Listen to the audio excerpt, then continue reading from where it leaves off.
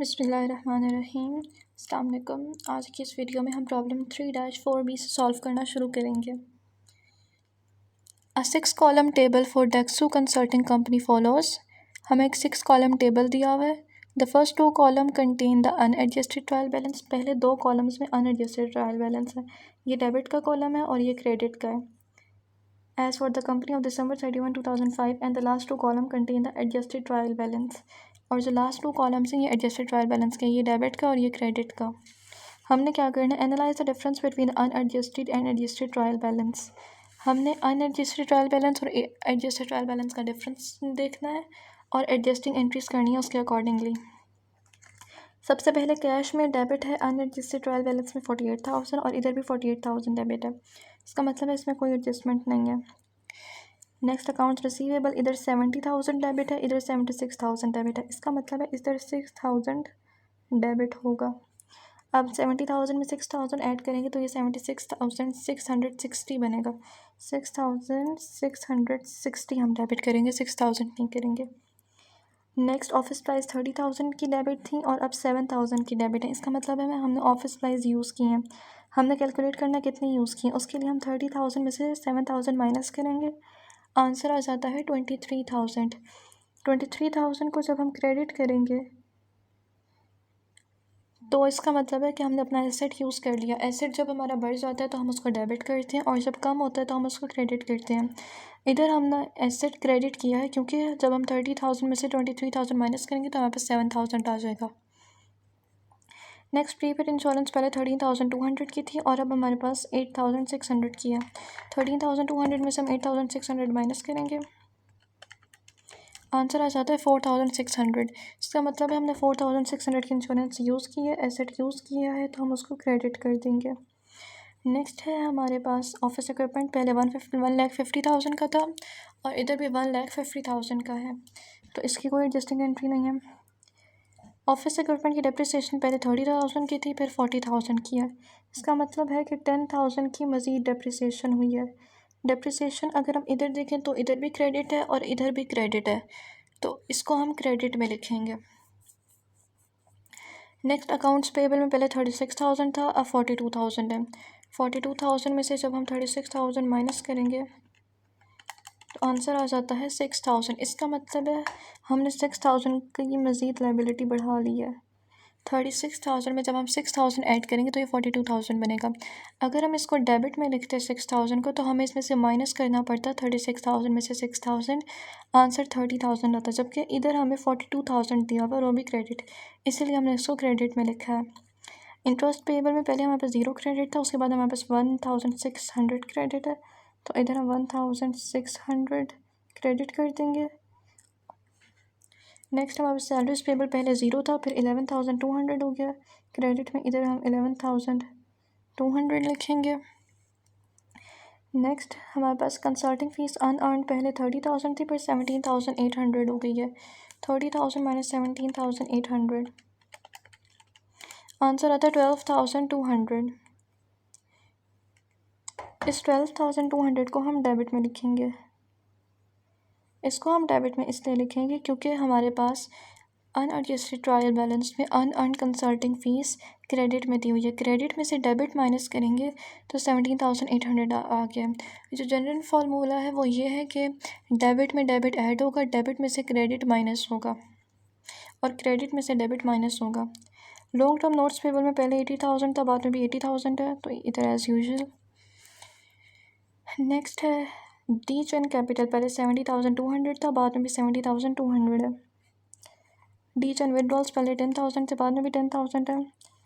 Consulting fees earn पहले 2,64,000 थी, बाद में 2,82,860। यहाँ हम डिफरेंस कैलकुलेट करेंगे, 2,82,860 माइनस करेंगे इसमें से 2,6430, यह आ जाता है 18,860। इसको हम क्रेडिट करेंगे। क्रेडिट इसलिए करेंगे क्योंकि जब क्रेडिट और क्रेडिट को ऐड करेंगे तो आंसर क्रेडिट आएगा। नेक्स्ट पहले हमारे पास डेप्रिसिएशन एक्सपेंस ऑफिस इक्विपमेंट 0 था, फिर 10,000 हुए, तो हम इधर 10,000 डेबिट करेंगे क्योंकि सारे एक्सपेंसेस हमेशा डेबिट होते हैं और इधर फाइनल में भी एडजस्टेड ट्रायल बैलेंस में भी सारे एक्सपेंसेस डेबिट में दिए हुए हैं। सैलरीज एक्सपेंस पहले 1,15,600 था, बाद में 1,26,800 है। डिफरेंस कैलकुलेट करेंगे 126,800 माइनस 115,600, आंसर आता है 11,200। इसको डेबिट करेंगे। इंटरेस्ट एक्सपेंस पहले 6,400 था, बाद में 8,000 है। 8,000 माइनस 6,400 इज इक्वल 1,600। इसको हम डेबिट करेंगे। इंश्योरेंस एक्सपेंस पहले 0 था, बाद में 4,600 है, तो 4,600 को हम डेबिट करेंगे। रेंट एक्सपेंस पहले भी 24,000 था, बाद में भी 24,000 है, इसकी कोई एडजस्टिंग एंट्री नहीं है। ऑफिस सप्लाइज एक्सपेंस पहले 0 था, बाद में 23,000 है, तो इधर हम 23,000 डेबिट करेंगे। और एडवर्टाइजिंग एक्सपेंस पहले 43,000 था, बाद में 49,000 है, हम 49,000 माइनस 43,000 करेंगे तो आंसर आ जाता है 6,000। हमने सारी एडजस्टिंग एंट्रीज रिकॉर्ड कर ली है और जहाँ पर कोई एडजस्टमेंट नहीं थी हमने वहाँ पर ब्लैंक लाइन लगा दिया है। नेक्स्ट हमसे क्या कहा गया है, use the information in the adjusted trial balance to prepare this company's income statement. हमने इस कंपनी की इनकम स्टेटमेंट बनानी है।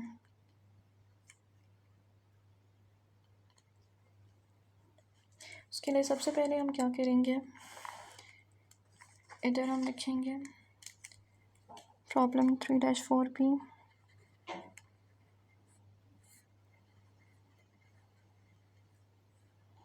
कंपनी का नाम है डेक्सो कंसल्टिंग कंपनी।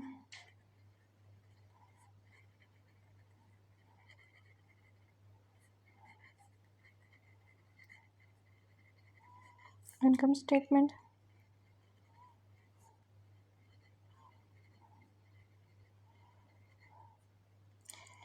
और ये किस साल के लिए है, फॉर December 31, 2005।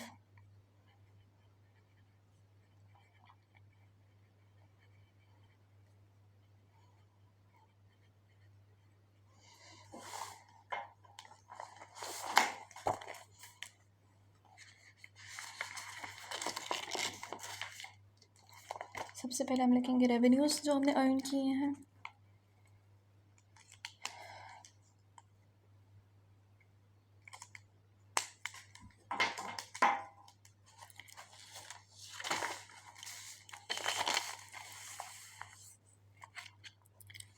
रेवेन्यूज़ में हमारे पास गिवन है कंसल्टिंग फ़ीस अर्न जिसका बैलेंस है 2,82,860।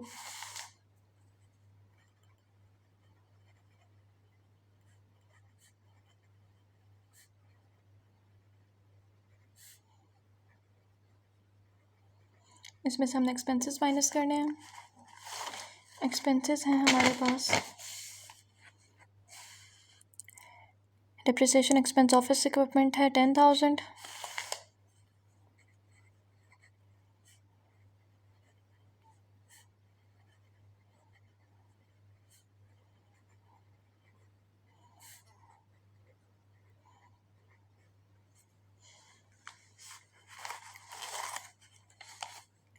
सैलरीज एक्सपेंस है 1,26,800।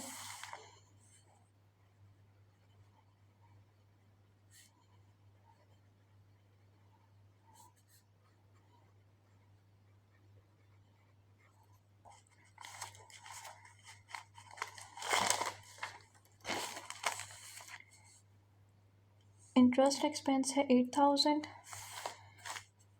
हमने income statement adjusted trial balance को देखकर बनानी है।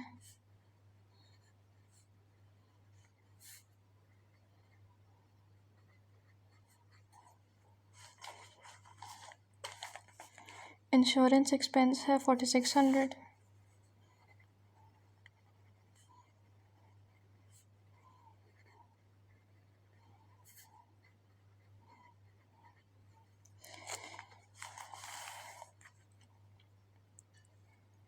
रेंट एक्सपेंस है 24,000।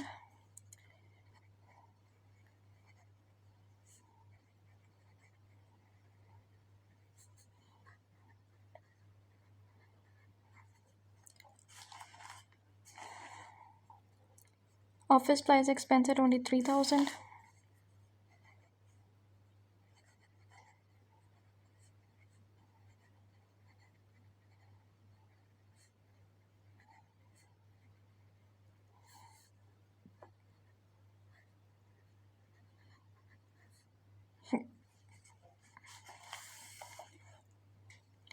एडवर्टाइजिंग एक्सपेंस है 49,000।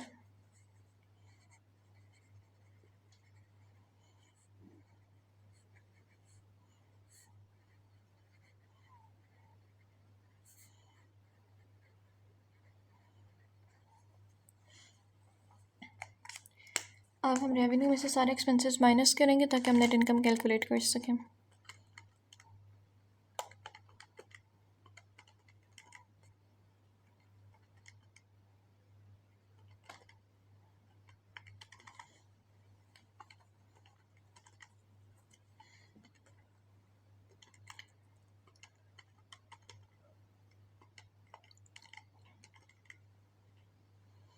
आंसर आता है 37,460। ये हमारी नेट इनकम है।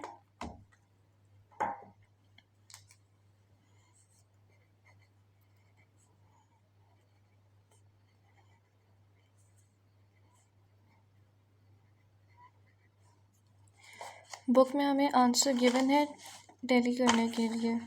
इधर अगर हम देखें तो नेट इनकम गिवन है 37,460 और हमारा भी यही आंसर है। इसका मतलब है इनकम स्टेटमेंट ठीक बनी है। नेक्स्ट हम दोबारा कंपनी का नाम लिखेंगे क्योंकि हमने ओनर इक्विटी स्टेटमेंट बनानी है। Dexo consulting company,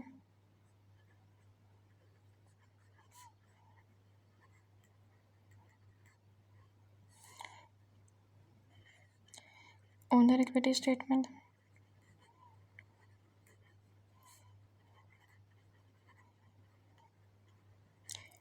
for December 31, 2005।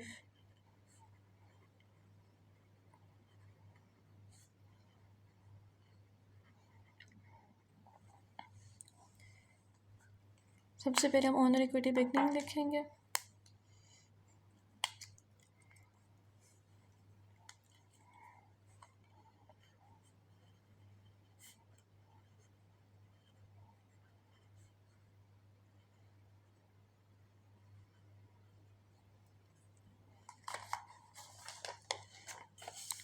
डीचन capital beginning है हमारे पास। कैपिटल बिगनिंग है 70,200। इसमें हम नेट इनकम ऐड करेंगे जो भी हमने इनकम स्टेटमेंट में से फाइंड किया।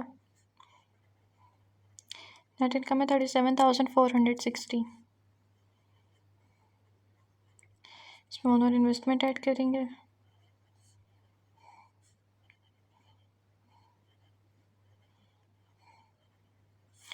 ज़ीरो है। सब टोटल करेंगे।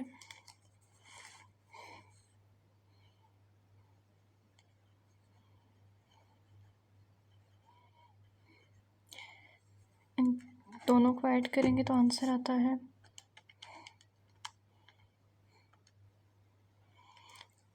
1,07,660।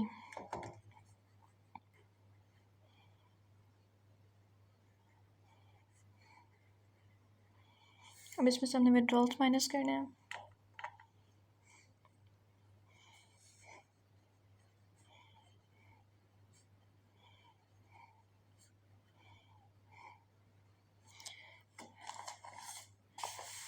विड्रॉल्स हैं हमारे पास 10,000 ईच एंड विड्रॉल्स 10,000 है।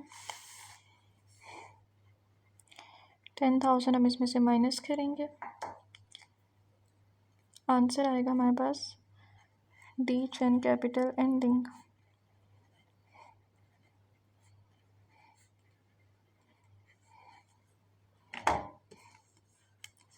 1,07,660 माइनस 10,000 97,660।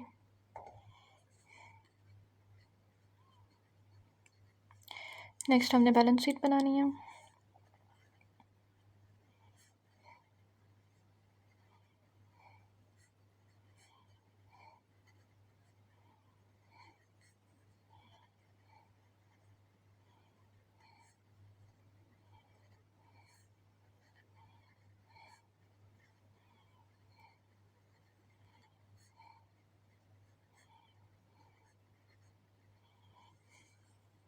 सबसे पहले एसेट्स आएंगे इसमें।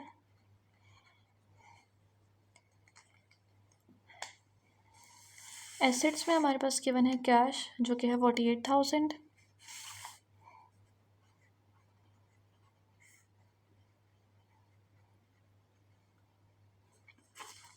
नेक्स्ट है अकाउंट रिसीवेबल 76,660।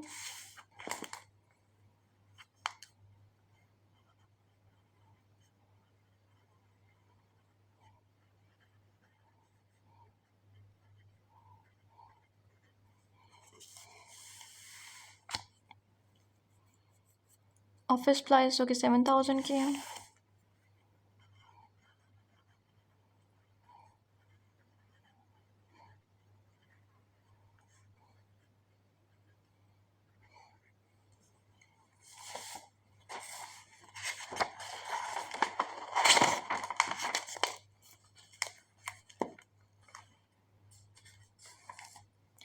नेक्स्ट है प्रीपेड इंश्योरेंस जो कि 8,600 की है।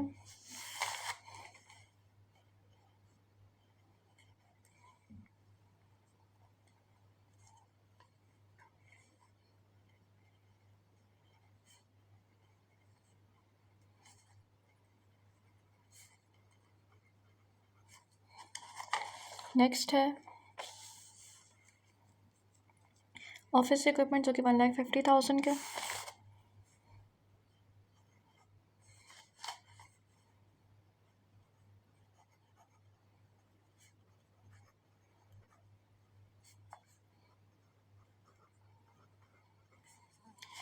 और लास्ट है हमारे पास एक्यूमुलेटेड डेप्रिसिएशन ऑफिस इक्विपमेंट जो कि 40,000 है।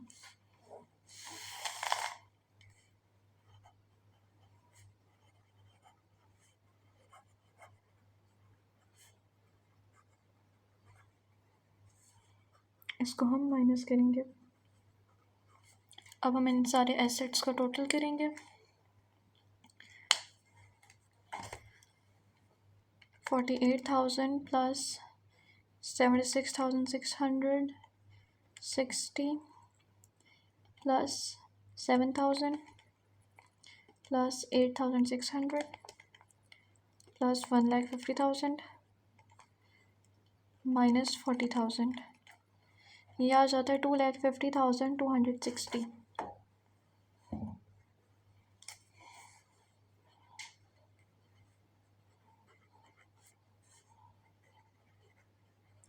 नेक्स्ट लाइबिलिटीज़,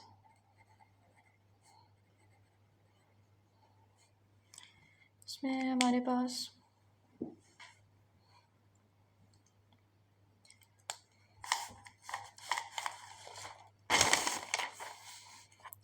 अकाउंट्स पेएबल है 42,000।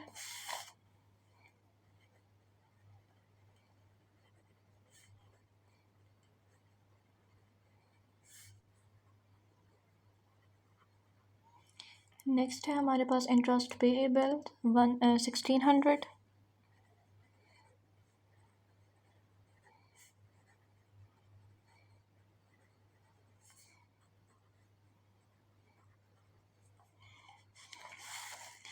नेक्स्ट है salaries payable 11,200।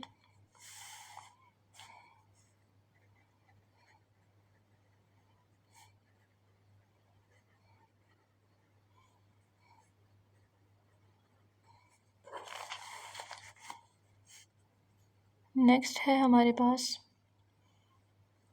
Unearned consulting fees जो कि 17,800 है।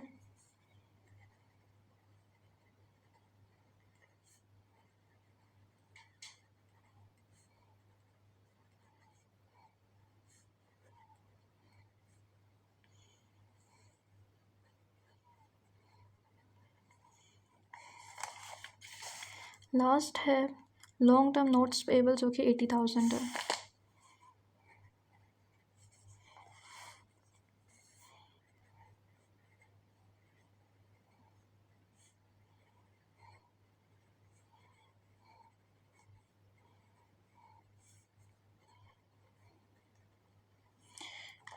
इन सबको हम ऐड करेंगे।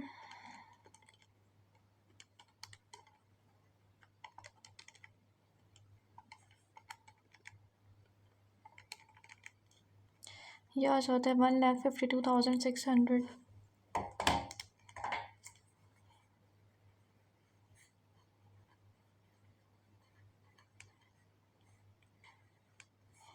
नेक्स्ट इक्विटी हम लिखेंगे।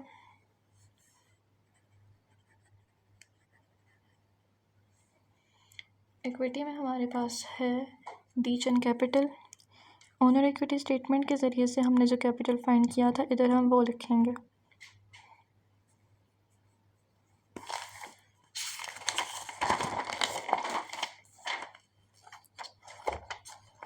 इधर है डी चंद कैपिटल एंडिंग जो कि है 97,660।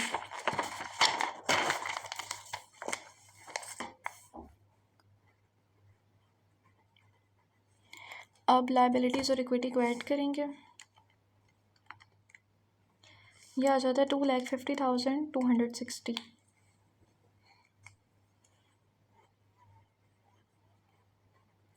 और ये बराबर है एसेट्स के, टोटल एसेट्स के।